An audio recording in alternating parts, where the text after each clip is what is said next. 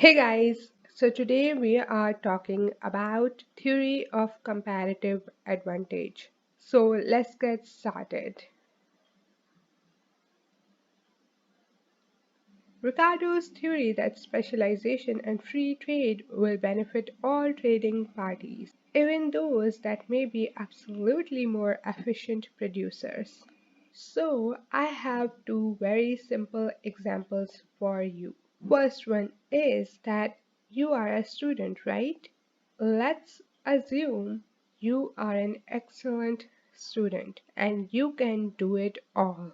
Now, your teacher gave you an assignment which has two parts. One is writing part, other is reading part. Now, automatically you are an excellent student, so you thought, I can do it all. I don't need anyone. So I'm not going to get a partner. Now, this may be true. However, you have to remember that we have limited resources. Now, in this situation, time is your limited resource. So, what do? You get a partner. Now, with that partner, you asked him, dude, what are you good at? So he goes, well, I'm not as good as you. However, I'm very good at reading. So you thought, all right, you can read. I will do the writing. Now you guys have a deal, all right? And now you can focus on one thing more, making it of a much better quality than you would if you were focusing on both the things. Along with that, you are also saving your time. Right? Now, once you both have finished the work, you are going to trade information in this case.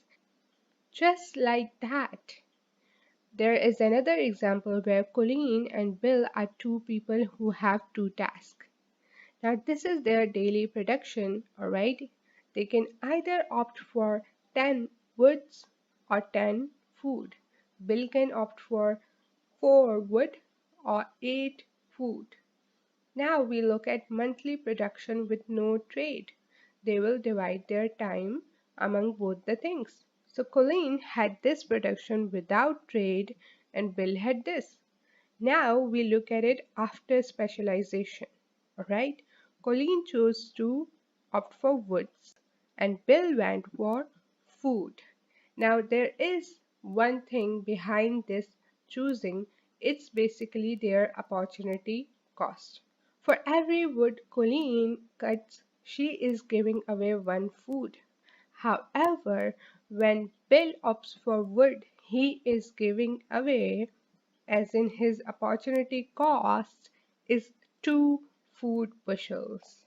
So he is going to opt for food. Okay, now this is their production after specialization. Previously it was 230, now it's 270. What does that mean? Their production have increased by 40.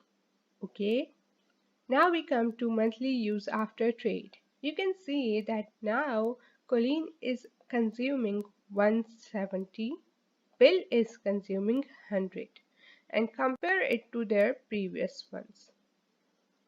They both achieved 20 more consumptions through specialization and trade.